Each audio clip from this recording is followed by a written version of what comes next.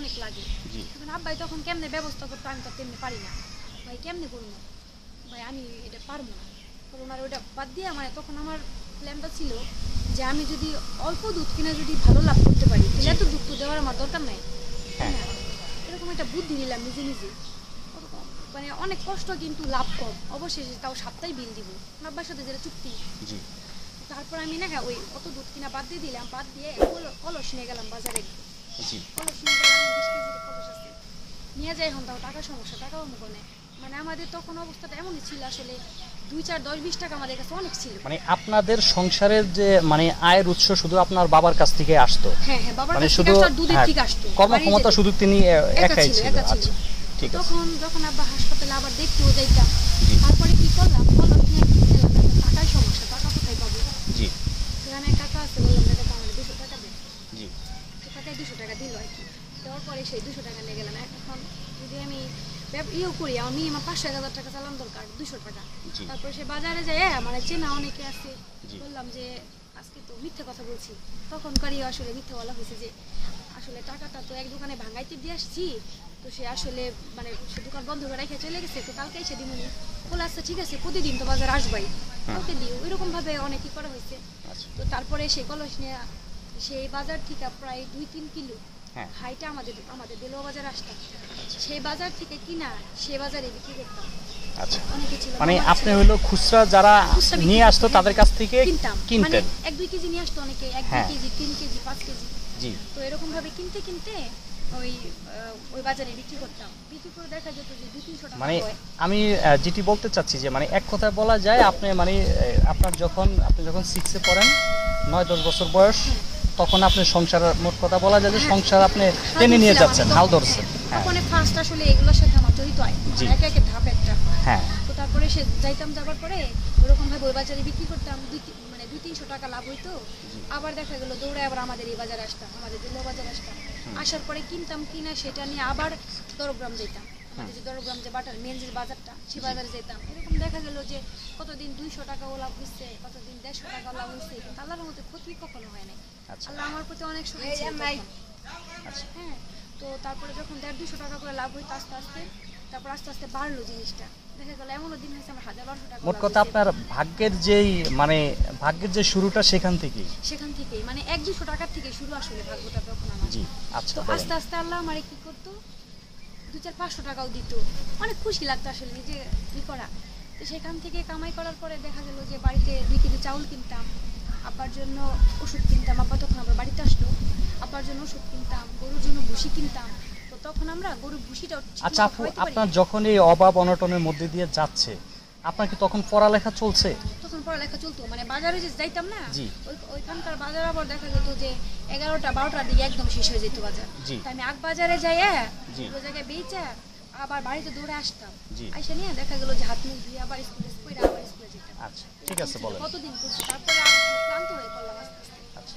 তো তারপরে এগুলো করার পরে দেখা গেল যে আমার 23 দিনে 6টা গরু মারা যায়, বাড়িতে গরু থাকে, গরুগুলাকে যত্ন করতে পারি না, কোনো ভুসি মানে নিজেরাই খামো না, গরু ভুসি কিনে এরকম কিনতে পারি না, তখন একা আমার ইনকামের আসলে রাস্তা।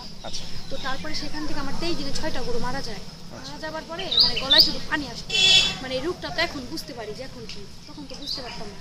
তো গলায় শুধু পানি আসতো, গরু শুধু কলা গাছ কাইটে খাওয়াইতাম, খেত নাই, কলা গাছ কাইটে খাওয়াইতাম। গ্রামে কিনতে গেলেও অনেকে বলতো যে টাকা পয়সা দিতে পারবো না, এর জন্য মানে কিনাটাও কিনতে পারি না আর কি, এক দুলাভাই অনেক চালাইছে আর কি।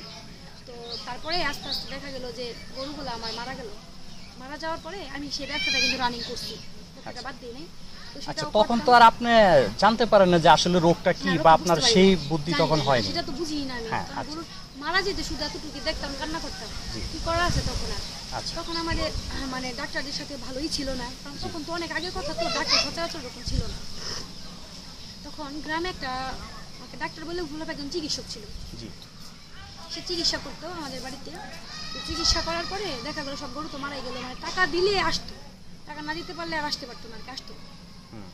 তারপর যখন আমার বাকি গরুগুলো মারা গেল, তখন আমার গরু মানে আমি, মা, আমার আব্বা, আমার 2-3টা বোন, 2 বোন আমি বিয়ে হয়েছি, প্রায় আমার 3টা বোন, অনেক মানুষ হাতে পায়ে ধরছে আমাদের একটা গরু বাগি দেওয়ার জন্য। সেই কষ্টের কথাগুলো আপনার এখন যদি মনে পড়ে? আসলে ভাই আমার মানে এই যে দেখেন না, গলা শুকিয়ে আসতেছে, হ্যাঁ আসলে অনেক কষ্ট লাগে। তো তারপরে যখন বলেন আমাদেরকে। তো যখন গরু মানে 23 দিনে 6টা গরু মারা যায়, তখন কিন্তু আমরা কিন্তু একটা গরুর জন্য আমি মা দেখা গেলো 2 বোন 3 বোন মিলে অনেকের হাতে পায়েও ধরছি যে আমাদের একটা মানে গরু কিনে দেওয়ার জন্য বাগি হিসেবে আর কি। জি। বাগি গরু পালবো। আচ্ছা। তারপরে কিন্তু অনেকে না করছে যে না এ বাড়িতে গরু বাঁচে না, এই বাড়িতে গরু মানে করলে মারা যাবে গরু। আচ্ছা আচ্ছা এই ভয়ে কিন্তু মানুষ আশা দিচ্ছে চুমুক দিন হাট আছে কিনে দিবে, তারপরে কিন্তু দেয় না। আচ্ছা। সেখান থেকে কিন্তু অনেক কষ্ট লাগছে যে আচ্ছা গরু আপা, ওই যে বাকি দেয় 23টা না। গরু যে আপনার এই কয়টা গরু মারা গেল বললেন? মানে 23 দিনে 6টা গরু মারা 6টা গেছে। গরু। ছয়টা, এটা কি রোগে মারা গিয়েছে? এটা শুধু গলা ফুল তার পাতলা পায়খানা করতো, এখন তো আপনার এখন সেই লিভার ফ্লো আচ্ছা মানে লিভার নষ্ট হয়ে গেছিল। মানে ওদের যে আমরা কলা গাছ কাইটা খাওয়াইতাম না, মানে দামি গরু ছিল তো, এই কলা গাছ তো শুধু পানি। আচ্ছা তো এক নাগারে যদি শুধু গরুর মানে শরীরে যদি ভিটামিনের যদি চাহিদা পূরণ না করে যদি শুধু পানি খাওয়াই পানি আমরা, খাওয়ানো হয়। তাহলে কি গরু বাঁচবো? আচ্ছা। সেই জন্য আর কি গরুগুলো হ্যাঁ, মারা মানে গিয়েছে। 4-5 মাস শুধু কলা গাছ কাইটা কাইটা খাওয়াইছি। তো একটা কলা গাছ আছে তো, আচ্ছা। আইনে এনে সেগুলাই খাওয়াইছি। ঠিক আছে, তারপরে বলেন। হ্যাঁ। তো তারপরে যখন কেউ দেয় নাই তখন আসলে অনেকটা খারাপ লাগছে। বাড়িতে ছিল ছোট একটা বাচ্চা, বাচ্চা ছিল ওই মানে যে গাভীটা না, ওই গাভীটা মারা গেল বাচ্চাটা রাইখা। বাচ্চার বয়স, বাচ্চার নাভিতে সমস্যা ছিল, একটা বাচ্চা ছিল, বাচ্চার নাভিতেও সমস্যা ছিল।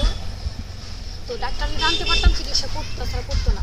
তো এরকম ভাবে একদিন আব্বা পাঠাইলো আমার, ওই ওনার ডাইকা নিয়ে আসো না, ইঞ্জেকশন করার দিন আসছিল, মানে নাভিতে ঘা হয়েছিল, ছিল ঘা হয়েছিল। পরে গেছি ওনার ডাক্তার দোকানে, ওনা আসবে, আমি দোকান দেখা যাবো না, আমি তো ভাই কি যাই মানে চিকিৎসাটা করে দিয়ে আসেন। কয় যে এখন যাইতে পারবো না, মানে মূল কথা হচ্ছে টাকা দিতে পারবো না, এর জন্য আসবো না, কিন্তু তার বলতে পারে না। তারপরে অনেকক্ষণ দাঁড়াই রইলাম ওই জায়গায়, বলতেছে যে এই যে যা পারো তা করো গা, মানে তোমরা পারলে চিকিৎসা করো গা, এটা বলে দিল আসার পথে। পরে জানেন থেকে মনটা খুব ছোট হয়ে গেল একদম। আচ্ছা, তাহলে কি আপু আমরা যে আপনি যে চিকিৎসক হয়েছেন, পশু সেটা- চিকিৎসক, হ্যাঁ, সেখান থেকে সেই হাবেদার ব্যবসা। সেখান থেকে আপনার মানে শুরু মানে করা। সেই ব্যবসা তো আমার তখনও ছিল, জি। মানে যে অবধি সেই অবধিও কিন্তু আমার ব্যবসাটা ছিল। আচ্ছা। তারপরে যখন 2009 সালে পরে আস্তে আস্তে যখন আমি 4-5 বছর ব্যবসাটা করলাম, 2000 মানে আমি যে চিকিৎসার যে লাইনে আসলাম, কিসের জন্য আসলাম, মানে এটা আবার তখনেরই, কারণ গরুগুলো সব মারা গেল, এতগুলো গরু হইলো, সেটা পিছন তো কারণ আছে অবশ্যই। মানে সেই থেকেই আপনি সেই হ্যাঁ। গরুর ডাক্তার এখন মানে মানে আমি চিকিৎসক আর কি। তো তারপরে যখন আমি ওই জায়গা থেকে আসলাম, আসার পরে আব্বারে বললাম আব্বা না আসবো না, বলতেছে কেন? আমি তো জানি না করে দিতে আসবো না, পারলে তোমরা চিকিৎসা করাও, এটা বলে করে দিছে। পরে বাড়িতে আমরা কি করলাম, এক ভাবি আছে, ওনায় কো আচ্ছা ডাক্তার তো নাইবো না, ধরে করি।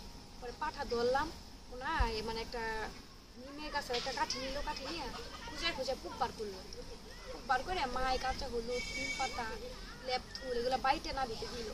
আস্তে আস্তে দেখা গেলো সেদিন থেকে ঘা ভালো হয়ে গেলো। এখন তো বুঝি যে হলুদটা একটা অ্যান্টিবায়োটিক হিসেবে কাজ করে। মাসি মশা তখন বসে না, ঘা ভালো হয়ে গেল আস্তে আস্তে, ভালো হয়ে সেটার নাম দিলাম লক্ষ্মী সোনা। আমি সেই গরুটাই আমি আপনার 2016 সালে বিক্রি করলাম, 16 সালে বিক্রি করলাম, সেটা আমি 10.5 লক্ষ টাকা বিক্রি করলাম, ষাঁড় গরু ছিল সেটা। আচ্ছা, সেই লক্ষ্মী সোনা সাড়ে সেখান থেকে আসলে আমার বড় গরু পালা। বড় গরু। আর প্রিয় দর্শক, আপনারা ইতিমধ্যে হয়তো জানতে পেরেছেন যে ইতি আপুর জীবনের যে গল্প, তিনি কিভাবে ছোটবেলা থেকে নিজেকে মানে গুছিয়ে এনেছেন একটি সংসার যেখানে বিলীন হয়ে যাচ্ছিল, সেখান থেকে তিনি সংসারের হাল ধরে সংসারটিকে টেনে নিয়ে আসছেন, এবং তার একে একে 6টি গরু যখন মারা যায় তিনি তখন মানে এক কথায় যে হতাশায় ভুগছিলেন তিনি। হ্যাঁ, দিশেহারা হয়ে যখন তিনি কোনো ঠাঁই পাচ্ছেন না, তখন তার একটিমাত্র সম্বল ছিল, যেটি লক্ষ্মী সোনা, যে গরুটির নাম দিয়েছিলেন, সেটি তিনি 15 সালে বিক্রি করেন, এবং সেই থেকে তার স্বপ্ন তিনি পশু চিকিৎসক হবেন, এবং এই অঞ্চলের মানুষের হাসি ফোটাতে তার যেই পিছনের গল্পগুলো লুকিয়েছিল, সেটি আমরা আপনাদেরকে দ্বিতীয় পর্বে জানাবো। তো দর্শক, আমাদের সাথে থাকুন, সুস্থ থাকুন, ভালো থাকুন, আল্লাহ হাফেজ।